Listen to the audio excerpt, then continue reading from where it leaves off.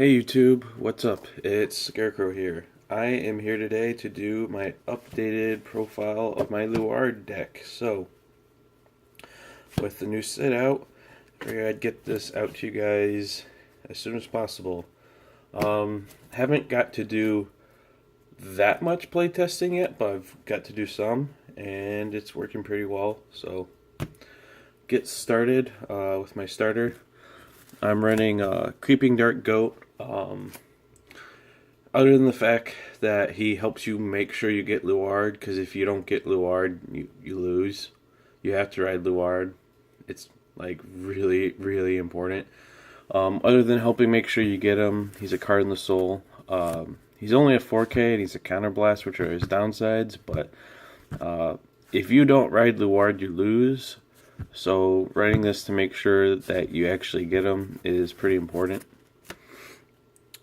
For the triggers, 4 Belial Owl, which is broken, and then 2 more crits for 6 crit. 2 Owls for 2 draws. So it has a lot of draw power in the main deck, so I didn't want to run too many draws. Followed by 4 of the really amazing Raven. This card helps you do loops and power up massive columns and stuff. This card is crazy good. Even though it's a stand trigger, it's just too good. And then last we have 4 heals. For the grade 1s. Playing 1 Enid. She's a new card. She's pretty cool. When she's retired for a cost, you give 2 people +3. So she powers up your columns, makes them bigger. She's got a base. She's just something you can tutor out when you want to go for a power play. She's pretty cool. I'm running one of this guy, Midir.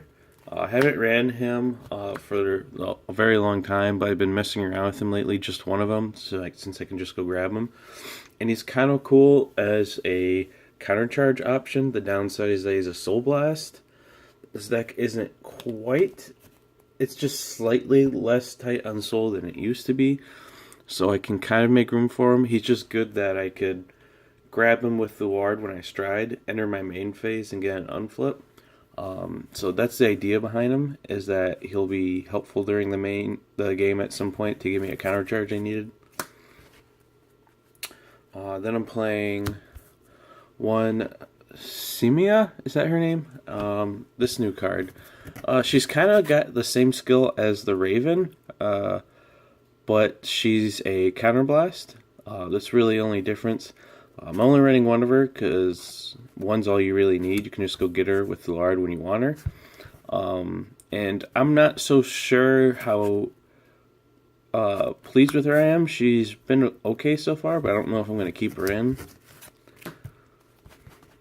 Next I'm playing 2 Ganvar.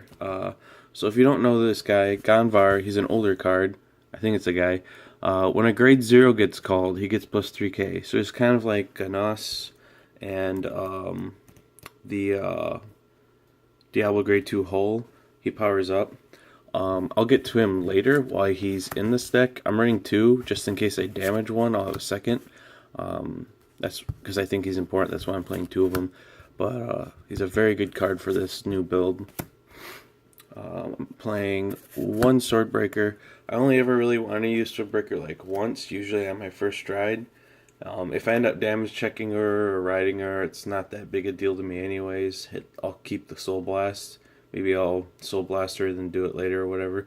Not a big deal to me, because drawing her sucks. Playing 4 Esras, best perfect guard in the game. This card is really amazing, part of what makes this deck so good. And then last, 4 Abyssal Owl, probably our most important grade 1 in the deck. Probably equally as important as the perfect guard. Into the grade 2s, playing for this new guy. I think his name is like Noise or something like that. He's cool. When you call him, you get to call a free grade 1 or less. And then if it has ritual, there's a boost, and if it's a grade 1, he gets more boost. So he gets big, and he calls cards for free. He's pretty cool. He doesn't even have a counter blast or a soul blast. I like this guy a lot. Then I'm playing for Grenos, or whatever you say this guy's name is, and one a hole. So it's kind of like playing 5 of the same card, basically. These cards get huge. They combo off with the Raven and stuff. Get your loop of power boosting going off. Still a very powerful play. And then my last grade 2 spot, I'm still running 2 more Fesses. She's not nearly as good as she used to be.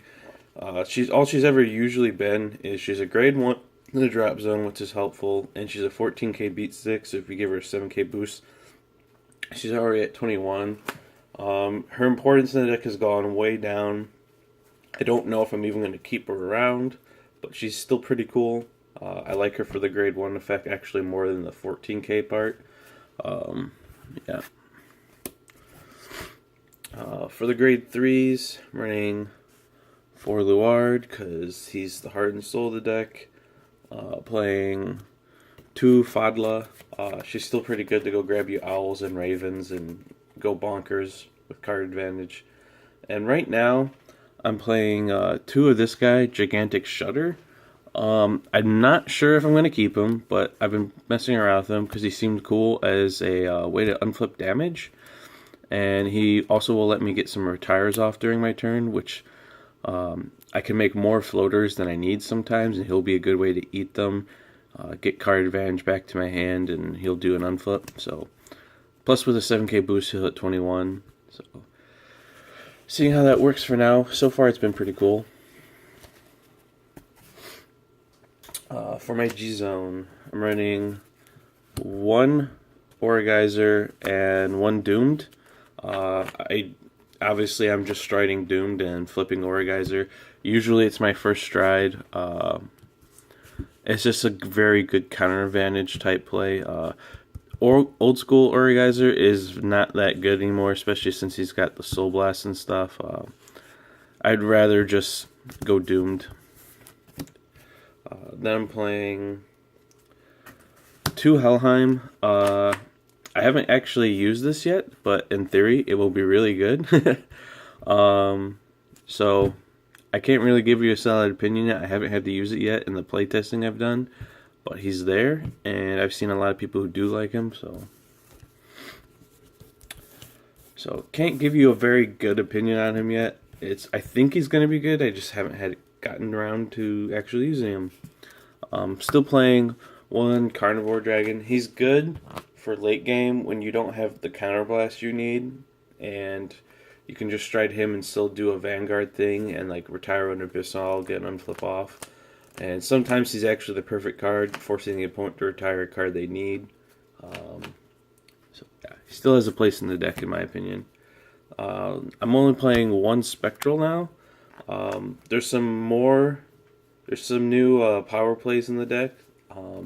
So the importance of using him as a finisher has gone down, although he's still a very good finisher. Plus, only having to worry about striding him once means we have less Soul Blast to worry about. I'm playing 2 Phantom Blasters. Almost never use this card, but the fact that it's there makes my opponent play differently than they'd want to, and if they forget about him and don't play differently, I'll just kill them with him, so yeah. And then playing 2 of the new Luard Stride. Usually you only need 1, but just in case I'm playing 2, I might change that, but this card is very cool and very strong, and he is the reason I am playing this card here that I mentioned earlier. So the finishing move, like the typical like win condition I do with this deck now, is once I get my opponent to like 4 damage or more, even sometimes, I'll stride into Luard here and have this guy and power this guy up many times using all of my Luard tricks like ravens and stuff like that, and calling and making this booster big. Then I'll swing, boost with him, And let's say I called like 6 times, so that's plus 18. So he's a 25 booster on top of 26. So that's 51 plus the power boost. So you hit a really big number with a crit, with quad check, and grade 1s and higher can't guard. So if your opponent's at 4 and you're like, swing 61k, I have a crit, quad drive, you can't perfect guard it. They're gonna need like 2 or more like G guards. Like it's gonna be very hard to block it, and if they can't, they're gonna die. So that's why we're playing this.